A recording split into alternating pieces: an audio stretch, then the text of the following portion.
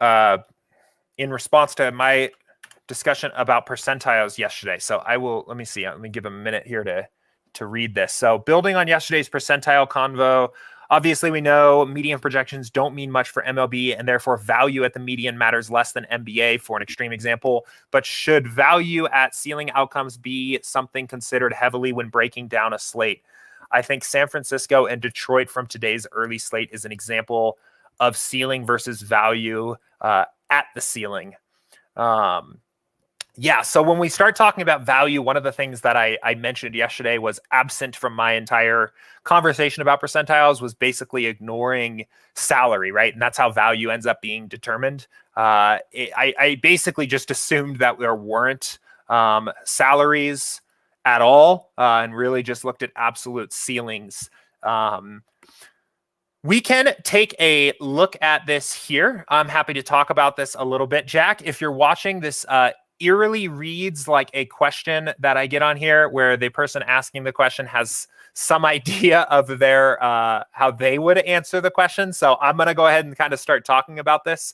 Feel free to chime back in if you have thoughts to add here. I'll pull it up on screen.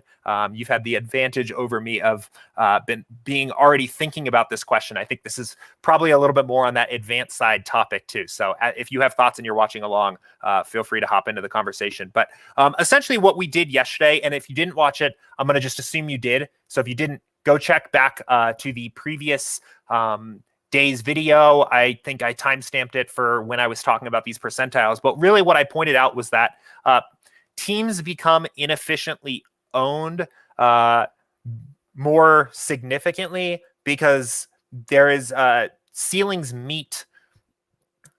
The ceiling outcomes for teams kind of condense at a similar number. And even the highest projected team on a slate often has a ceiling that is closer to the lowest projected team on the slate than their median outcomes do. So basically, I guess kind of to follow that up, most DFS players build lineups based on mean or median projected outcomes, where the difference between the highest projected team and the lowest projected team are most extreme, but also at the outcome that matters the least to us as tournament players, right? So again, that's kind of a very quick one-liner summary. I would recommend checking out that video from yesterday, maybe after the stream here. Don't go all running away from me now. But anyway, so what Jack is saying is how does value kind of play into this, right? Because salary is actually a thing. We can't roster everybody. We have to pick value plays and try to get the best bang for our buck. And he said, I think San Francisco and Detroit from today's early slate. Let's go look at the early. Is an interesting example of ceiling versus value at the ceiling. So let's go ahead and look at our 85th percentile here and just look at how these teams kind of score out. So you had mentioned San Francisco and Detroit.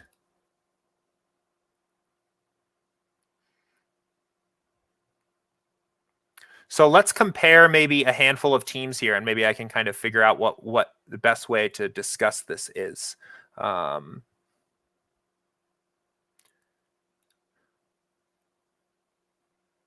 Let's do batters first of all. So San Francisco's hover around those middle three values. Detroit, right, significant values comparatively. And then like a team like Washington, even more so. I mean, I'm going to answer this honestly, Jack, in the way that like okay, here's what's coming to mind for me. Because players are going to use optimizers that are essentially trying to solve the knapsack problem, is like the problem in computer science, right? How much, if you are limited by something, in this case, a salary cap, how much of the thing can you put into a set? That's what kind of a traditional optimizer is going to do. So it's going to try to take as much fantasy points as the thing, put it into the set, the lineup, while staying under a certain restriction. Okay, he says, I'm here. I'll DM you later to discuss. All right, I'm going to take a stab at this anyway.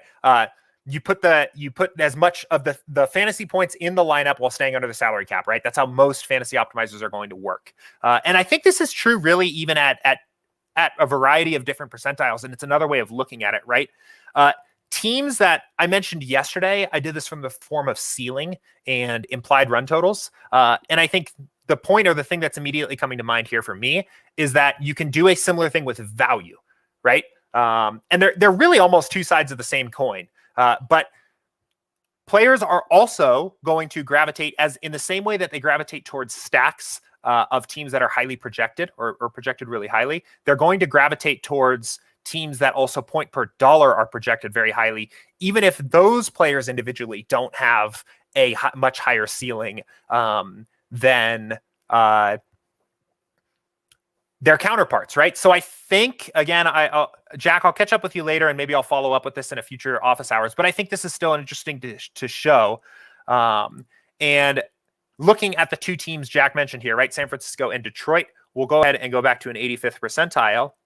These two teams have a 4.5 and a 4.9 implied run total.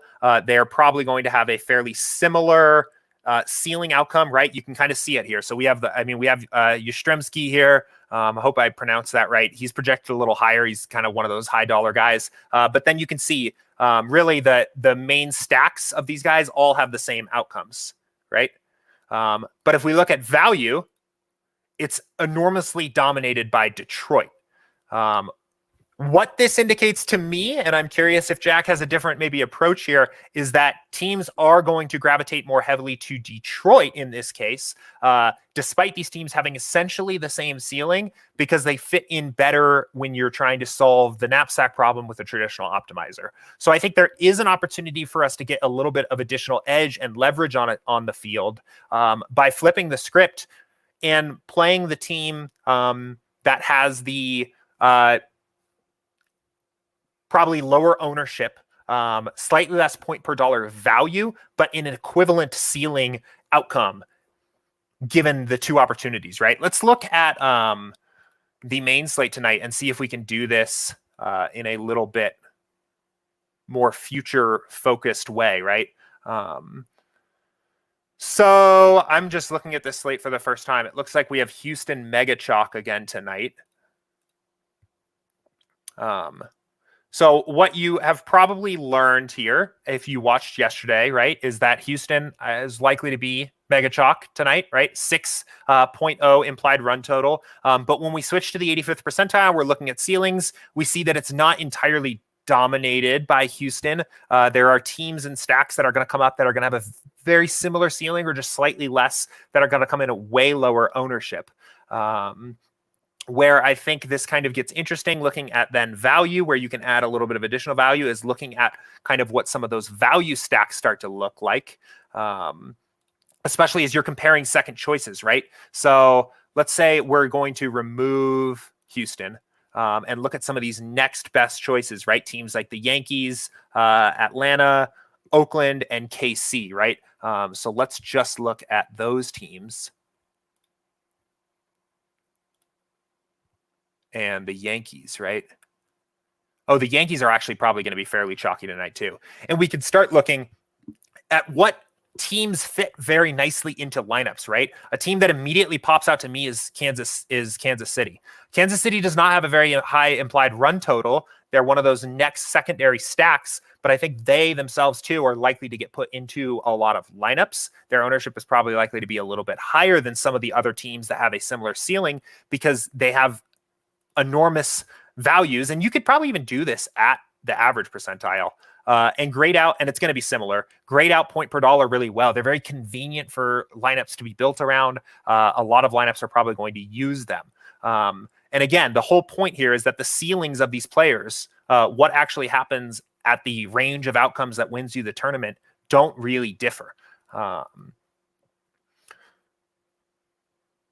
So a team like Oakland here that I think is not going to grade out particularly well point per dollar, is not maybe going to be one of the elite top plays that a lot of teams gravitate towards, has a good chance of going under-owned compared to their relative ceiling compared to the rest of the field because of those two things. So Jack, I'm curious if you have any thoughts on that. We can chat later too, but I mean, if that was kind of the direction you were taking that question, I'm curious. If it wasn't, if you have like a different way of looking at that, I'd also be curious about that.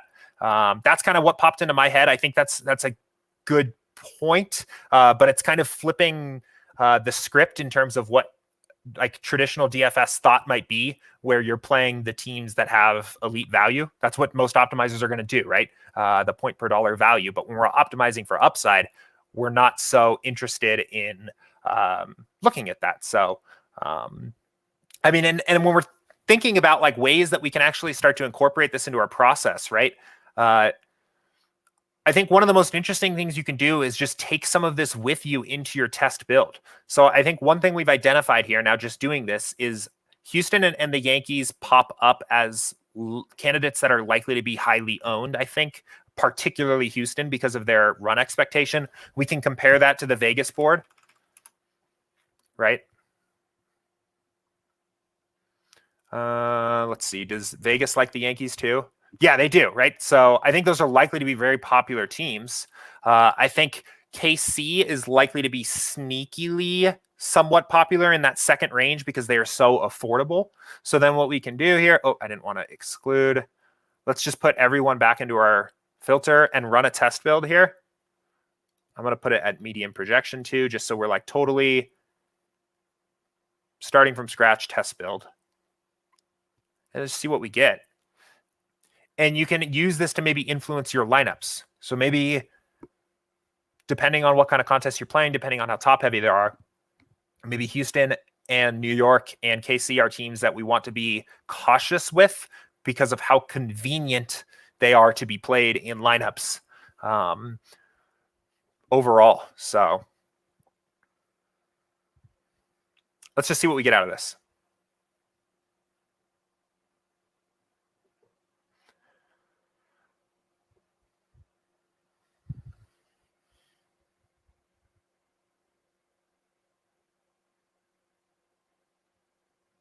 Paris, I see your question too. I won't leave you hanging. We getting close to the end of the show again today here. They always fly by.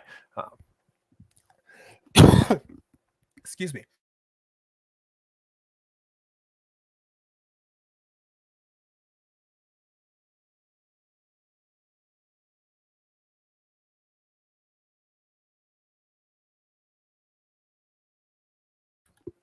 Choked on my words there. Okay. All right. I'm going to